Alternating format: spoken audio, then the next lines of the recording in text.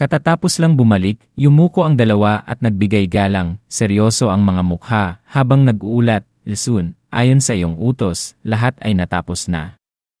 Dahil walang nakuhang sagot mula kay Ye Junlin, nagsimulang mag-alala si Li Wuxi, "Patay na, hindi kaya't hindi nagustuhan ni Sun ang ginawa ko. Hindi kaya't kulang pa ang naitumba ko." Samantala, hindi na makapagtiis si Hong Qianye at dahan-dahang sumilip sa unahan. Nakita niya ang binata na nakahiga at walang malay, tumutulo ang laway mula sa bibig at payapang natutulog, na parang walang pakialam sa nangyaring laban kanina. Tila ba kahit sumabog ang mundo, hindi ito makakaapekto sa kanyang pagtulog sa tanghali. Napahikab si Hong Qianye sa nakita. "Ano, lazun ka para lang manood ng palabas?" Samantala, nagulat din si Li Wuxi sa loob ng 3 segundo. Kaya hindi pala ako ang baliw, kundi ang buong sekta natin ay may sira sa ulo. Nang makita ito, bumulong si Bai Xiaoxi sa tainga ni Ye Junlin, mahina ngunit nagbabala, "Sun, gumising ka na. Matulog ka na lang ng matulog." Tamad na inalis ni Ye Junlin ang kanyang sunglases at sinabing, "Tapos na ba ang paglilinis?" Sinubukan ni Hong Qianye na lunukin ang kanyang galit at nagsalita, habang naggangalit ang mga ngipin, "Tapos na, nilinis na namin ang lahat. Wala nang natirang buhay." Nang marinig ito, ginawa ni Ye Junlin ang kanyang papel bilang isang taong walang pakialam at walang tigil na pinuri sila. "Yenan, magaling." Sinikap niyang magpakita ng galing bilang isang esin, tuwang-tuwa si Li Wuxi at muntik nang maiyak. Yumuko siya at nagpasalamat, "Ang Esun ay nagbigay papuri, gusto ko pang pumatay ng ilang daang nilalang." Samantala, nanlalaki ang mga mata ni Hong Qianye at sumisigaw sa kanyang isipan. "Hoy, sino ang nagbigay sa iyo ng karapatang magtiwala sa sarili mo? Ang galing mo lang magsalita, pero kami ang naglinis ng lahat. Ngayon, babalik ka at magpapakitang galing. Ganito pala ang maging lisiyan." Samantala, ang prinsipe at ang kanyang mga opisyal ay namumutla. Kaagad, yumuko silang lahat at nagsabi ng may paggalang, "Bijin Ye Xinze."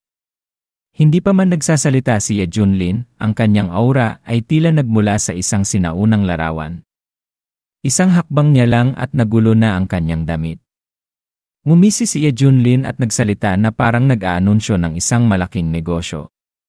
"Kung wala ng panganib, ano ang balak niyong ihain sa akin, mga taga-Dachu?" Nang marinig ito, agad na nag-alok ng papuri ang prinsipe, "Kayo ang pinakamahalagang bisita ng Dachu. Sisiguraduhin naming magiging masaya ang inyong pananatili." Nang makita nilang pumasok si Ye Junlin sa palasyo, agad na nagbigay galang ang mga ministro. Seryoso ang kanilang mga mukha na tila malapit na silang umiyak. "Maligayang pagdating, Ye Xinze." Bagamat tapat ang kanilang ekspresyon, natatakot ang kanilang mga puso. Ang taong ito ay responsable para sa pagpapadala ng 1,000,000 cultivator ng Yuhua sect sa kanilang huling hantungan. Sa madaling salita, huwag siyang galitin o mawawala ka. Malinaw na ipinakilala ng prinsipe si Ye Junlin. "Ye Xinze, naghihintay ang aking ama sa looban ng palasyo." Nataas ang kilay ni Ye Junlin. Nagpapanggap pa rin ang matanda. "Naghihintay siya sa akin sa loob, hindi siya lumabas para salubungin ako." Sa sandaling iyon, isang malalim na boses ang umalingaw-ngaw, "Ye Xinze, patawarin mo sana ako at hindi ako makalabas para salubungin ka. Masakit ang aking mga tuhod at kapag ako'y lumabas, tumutunog ang aking mga kasukasuan." Pumasok si Ye Junlin sa bulwagan at natigilan sa loob ng ilang segundo. Sa kanyang harapan ay isang lalaking nasa katanghaliang gulang na nakasuot ng dragon robe at nakaupo sa trono. Tila siya'y nagliliwanag at alam mong hindi ordinaryo si Zhu Huang. Siya ay nasa isang estado ng semi-buhay at semi-cultivation, nagpapagaling habang nagpapahinga, ngunit hindi nakakalimutan na panatilihin ang kanyang dignidad bilang isang hari. Sinulyapan ni Ye Junlin si Zhu Huang na may malalim na kahulugan. Sandali, hindi ito isang sekta o pamilya, ito ay pambansang kapalaran. Mukhang nakaranas si Zhu Huang ng isang malaking sakuna. Tila ba inatake siya ng mga demonyo? Si Zhu Huang ay tumitingin din kay Ye Junlin, ngunit nagulat siya. Nabalitaan niyang matanda na ang taong ito, may puting buhok at balbas, at nakasuot ng sinaunang kasuotan ng Taoist. Ngunit nang makita niya ito, siya ay isang maputi at gwapong binata, may magarbong kulay pilak na buhok, isang iskolar, at may regal aura. Hindi kaya't gumamit siya ng isang lihim na pamamaraan upang itago ang kanyang antas ng cultivation. Bagamat naguguluhan pa rin siya, sinubukan ni Zhu Huang na suriin si Ye Junlin gamit ang kanyang antas ng perfected great vehicle, ngunit wala siyang nakita. Maliban sa kanya, walang sinuman sa Dachu ang nangahas na galitin ang taong ito. Pinakamainam na maging magalang upang hindi siya magalit, o ang palasyo ay magiging isang bakanteng lot kinabukasan. Sa sandaling ito, nagtanong si Ye Junlin sa isang mahinang tono, "Zhu Huang, sabihin mo sa akin, ano ang nangyayari?" Seryosong sumagot si Zhu Huang at nagsimulang magreklamo. Biglang sumugod ang mga demonyo ng Mingyuan sa Dachu at nagpumilit na magbayad ng utang.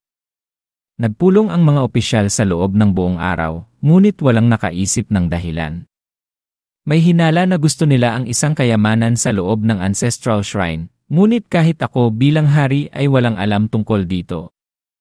Nang marinig ito ni Ye Junlin, natigilan siya sa loob ng ilang segundo. Kaya ikaw rin ay isang tulala. Akala ko alam ng isang hari ang lahat, ngunit lumalabas na nalilito ka rin tulad ng mga ordinaryong tao. Nagpatuloy siya, huwag na tayong magpaligoy-ligoy. Paano ka nasugatan? Sino ang gumawa nito sa'yo? Umiling si Zhu Huang at bumuntong hininga. Bago magtangkang pumasok ang mga demonyo sa palasyo, may isang taong pumasok sa aming ancestral shrine. Agad akong pumunta at sinubukan kong gamitin ang pambansang kapalaran, ngunit natalo pa rin niya ako. Buti na lang at bigla siyang umatras, kung hindi, malamang na nakahiga na ako sa loob ng shrine.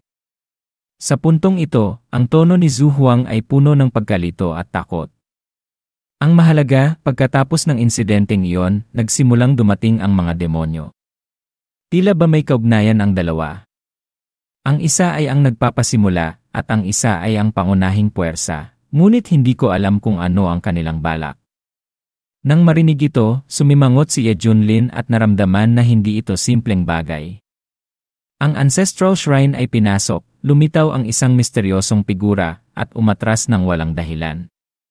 Kaagad pagkatapos, sumugod ang mga demonyo at naglunsad ng isang buong atake. Ngunit bakit biglang nagkaroon ng oras ang mga demonyo na salakayin ang Dachu? Malinaw na may nag-uutos sa kanila sa likod. Ano ang nasa loob ng ancestral shrine? Kayamanan? Lihim na pamamaraan? Tila ang problema ay nasa ancestral shrine. Habang iniisip niya ito, lalong nasasabik si Ye Junlin. Sa sandaling ito, sumingit si Li Wuxi. Mayroon pa bang ganito? Tahimik lang si Hong Qianye sa tabi niya, ngunit may malamig na tingin sa kanyang mga mata. Parang nabalitaan ko na ito sa Central Region. Hindi pinaghintay ni Ye Junlin ang kahit sino at nagtanong, "Zhu Huang, kung wala kang makitang tiyak, maaari mo ba akong papasukin sa ancestral shrine para tingnan?" Hindi sumagot si Zhu Huang. Nahihiya siyang tumanggi pero natatakot siyang pumayag. Iyon ay ang ancestral shrine ng kanyang pamilya, hindi isang lugar na pasyalan. Nang makita ng prinsipe na tahimik lang ang kanyang ama, sumingit siya para sagipin siya. Ye Xinze, ang ancestral shrine ay ang lugar kung saan nagpapahinga ang ating mga ninuno. Hindi basta-basta makakapasok ang kahit sino. Isa pa, kayo ay mahalaga, baka mahawa kayo ng negatibong ki. Hindi pa siya tapos at nagbago na siya ng paksa. Dumating kayo rito para tulungan kaming talunin ang mga demonyo. Hindi pa kami nakakapagpasalamat ng maayos. Nagluluto ang Imperial Kitchen ng masarap na piging. Bakit hindi muna tayo pumunta sa Heavenly Harmony Hall para kumain? Si Zhu Huang ay sumang-ayon din, tama. Hindi basta-basta binubuksan ang ancestral shrine, ngunit si Ye Xinze ang aming pinakamahalagang bisita. Bubuksan ko ang aking treasure vault para sa inyo. Kunin ninyo ang anumang gusto ninyo, ginto, pilak o alahas. May malalaking pearls din kami. Dahil ayaw nilang magbukas, hindi pinilit ni Ye Junlin. Hindi siya mapili. Hanggat walang gumugulo sa kanya, hindi siya pupunta sa mga libingan ng mga tao. Ang tanging bagay na pumukaw sa kanyang interes ay ang misteryosong taong pumasok sa ancestral shrine at tumakas. Bakit sila magtatago at hindi mag-iwan ng mga bakas? Ito ay kakaiba. Iwinagayway niya ang kanyang kamay. Sige, ayos lang. Ang gaan ng kanyang tono ay sapat na upang gumaan ang loob ng prinsipe. Buti na lang at alam kong si Yesinze ay isang taong may malinis na puso at katwiran. Dito po tayo. Mainit-init pa ang piging. Habang naghahanda silang kumain, sa isang tuktok ng bundok na hindi kalayuan sa Dachu, ang kapaligiran ay madilim na halos hindi na naglakas loob na sumikat ang araw. Malalim sa loob ng lambak ay isang palasyo na gawa sa mga buto ng tao. Ang mga mesa ay puno ng dugo at laman, mga organ ng tao. Ang mga mata ay inilabas at tinambak. Sa trono ay isang demonyo na kasing laki ng baka. Ang balat ay kulay abo tulad ng hindi tuyo na semento at may sungay sa kanyang noo. Nakayakap siya sa isang babaeng cultivator at sa kabilang kamay ay ibinuhos niya ang sariwang dugo sa kanyang bibig at uminom. Pagkatapos, basta niya na lang itinapon ang bungo na kanyang pinag-inuman at hinila ang babae sa kanyang kandungan. Ang sarap! Bulalas niya. Pagkatapos ng lahat ng taon ng pagtitimpi, sa wakas ay nagkaroon ako ng breakthrough. Sa pagkakataong ito, tiyak na magpapakitang gilas ako. Kung masakop ko ang Dachu, ang aking reputasyon ay sasabog sa mga cultivator. Kung magagawa kong pasayahin ang mga bossa. Itaas, baka bigyan nila ako ng upuan sa representante ng Eastern Region. Ang magandang babaeng cultivator ay maputla at matagal nang nawalan ng malay. Naghihintay na lang ang kanyang katawan. Siya ay orihinal na isang nag-iisang cultivator na nagtamo ng golden core, ngunit sa kasamaang palad ay nahulog siya sa mga kamay ng mga demonyo. Mula noon, pahirapan ang kanyang kaluluwa. Gusto na niyang mamatay, ngunit hindi niya magawa dahil siya ay nakakulong. Ang demonyong hari na si Dujiao ay patuloy na nag-isip, bakit hindi pa nagbabalita ang mga tauhan ko? Malalakas naman sila at dapat ay nagawa nilang palabasin si Zhu Huang. Hindi ako natatakot sa demonyo, hindi ako natatakot sa langit, natatakot lang ako sa matandang nagpapanatili sa pambansang kapalaran. Sa sandaling iyon, isang grupo ng mga itim na anino ang sumugod sa bulwagan tulad ng isang bagyo. Sa loob ng mga itim na anino ay isang figura na nakasuot ng itim na balabal. Anong ginagawa mo pa rito? Tanong niya. Nang marinig ang mga salitang iyon, agad na nagbago ang ekspresyon ni Dujiao. Lumukso siya mula sa trono at yumuko. Nagpupugay ako sa sugo. Hindi nag-aksaya ng oras ang sugo at pinagalitan siya, isa kang demonyong hari, hindi ka ba dapat nasa larangan ng digmaan? Nagtatago ka lang sa likod ng mga eksena. Naiintindihan ko na kung bakit napakasama ng mga demonyo. Tiyak na winawasak ninyo ang inyong kinabukasan. Nang marinig ito, halos maiyak si Dujiao sa kawalan ng katarungan. Inutusan ko na ang aking hukbo na salakayin ang Dachu. Nilabanan na nila si Zhu Huang. Pagkatapos ay makakakuha na ako ng pagkakataong makipagsapalaran sa kanya.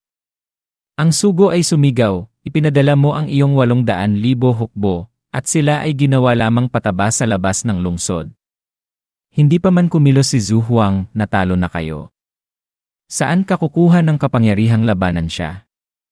Nang marinig iyon, natakot si Dujiao at nanghina ang mukha. Impossible. Hindi ganoon kalakas ang Dachu, hindi ba? Sumagot ang sugo, hindi ang Dachu ang gumawa nito. Ang iyong hukbo ay pinuksa ng isang cultivator na dumadaan. Hindi siya nagpumilit at nawasak ka pa rin. Tinawag siya ng mga tao sa lungsod na si Yesinze.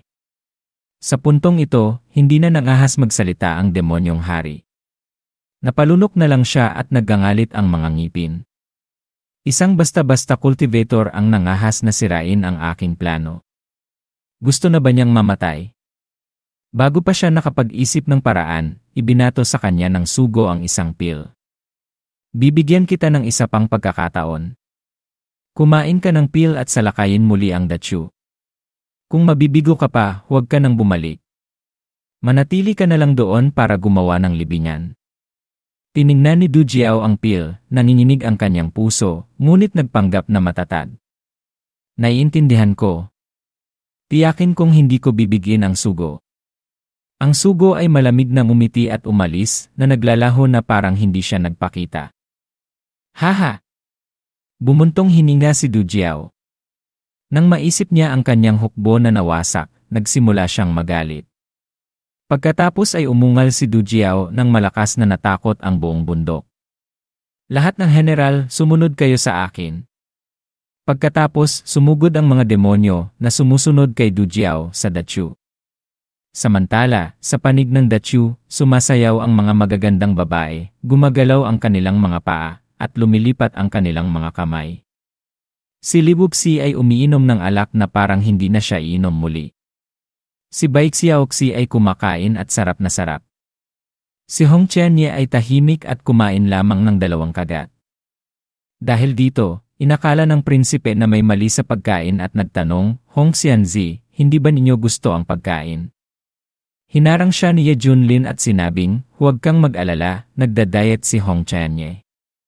Halos ibagsak ni Hong Qianye ang mesa. Kumikirot ang kanyang mga mata, ngunit pinigilan niya ang sarili. Nadama ng prinsipe at nakaramdam ng paghanga. Pagkatapos, pumalakpak ang prinsipe at isang matandang lalaki ang pumasok. Nakasuot siya ng kulay abo na damit, may malamig na mukha, at may hawak na sinaunang instrumento. Ipinakilala siya ng prinsipe, siya si Grandmaster Nangong, ang no-isa musikero sa Dachu. Kung saan siya pupunta, pupunta ang kanyang kasikatan. Grandmaster Nangong, magsimula na po kayo. Hindi nagsalita si Nangong Zhangfeng, naupo siya sa lupa, at ang tunog ay kumalat, gumulantang sa kapaligiran. Si Li Wuxi ay tahimik, si Bai Xiaoxi ay umindayog, at si Hong Qianye ay hindi nagbago. Humikab si Ye Junlin. Akala ko ginagamit ang musika upang patulugin ang mga bata. Nakaramdam ng insulto si Nangong Zhangfeng. Ano ito? Anong klaseng attitude ito? Nag-aalangan na nagtanong ang prinsipe, Ye Xinzi, hindi niyo ba nagustuhan ang musika ni Grandmaster Nangong? Sa pagkakataong ito, nililinis ni Ye Junlin ang kanyang tainga at casually na sumagot, gusto ko ang masiglang musika na gumigimbal sa langit at lupa. Mas gusto ko ang tahimik na musika, hindi gaanong magulo. Hindi napigilan ni Nangong Zhangfeng ang kanyang galit at itinuro si Ye Junlin. Tumahimik ka. Isa kang bastos na tao na walang naiintindihan sa musika. Naiintindihan mo ba kung ano ang kahulugan ng musika? Nang marinig ang insulto, si Li Wuxi ay tumayo na may malamig na tingin sa kanyang mga mata. Nang magsimulang magpawis ang prinsipe. Gusto ko lang magkaroon ng ilang artistic atmosphere, pero nakahanap kami ng isang potensyal na away. Humingi ng paumanhin ang prinsipe. Si Nangong Zhangfeng ay masama ang pakiramdam. Hindi ko matiis ito. Mayroon akong reputasyon sa maraming lalawigan at nilalait ako ng batang ito. Ano ang alam niya tungkol sa musika? Siya ay isang taong gumagamit ng kutsilyo buong araw. Paano niya mararamdaman ang tunay na sining? Nagsimulang magpaliwanag ang prinsipe, sinabi ni Li Wuxi kay Nangong, ipakikita ni tatay na wala kang silbi sa isang paghinga. Sa sandaling iyon, si Ye Junlin na tahimik ay naghanda na magsalita. Biglang, tumunog sa kanyang isipan ang isang prompt, binabati kita sa pag-trigger ng isang espesyal na pagpili. Piliin ang isa sa dalawa. Pagpipilian isa, mag-order na patayin si Nangong Zhangfeng sa lugar. Makakatanggap ng agarang 1 0 high-grade spirit crystal na ginamit para sa dekorasyon. Pagpipilian 2, personal na tumugtog ng isang piyesa ng musika na ikinahihiya at umaalis kay Nangong Zhangfeng. Paggawa ay gagantimpalaan ng 1 0 bags ng pagkain ng alagang hayop. Nang marinig ito ni Ye Junlin, nadama niya ang malakas na pangungutya. Kung siya ay personal na tumugtog, maaari niyang wasakin si Nangong Zhangfeng. Pag-isipan ito, tiningnan ni Ye Junlin si Nangong Zhangfeng at sinabing, hindi ba't simpleng tumugtog ng piyesa ng musika? Hanggat mayroon kang mga kamay, magagawa mo ito.